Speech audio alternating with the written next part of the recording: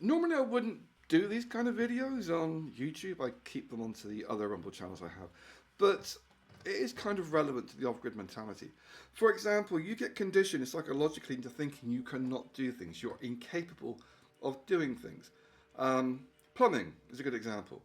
You are conditioned into thinking that only a government-sanctioned, certified, which is from the government, is allowed, capable of doing your plumbing. Of you even attempting it, you have a psychological block.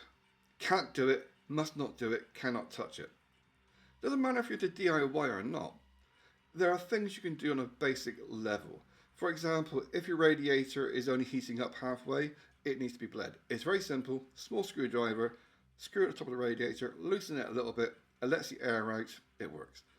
If your toilet there's a puddle underneath it, it could be from the toilet bowl, it could be from a join, or it could be from the overflow.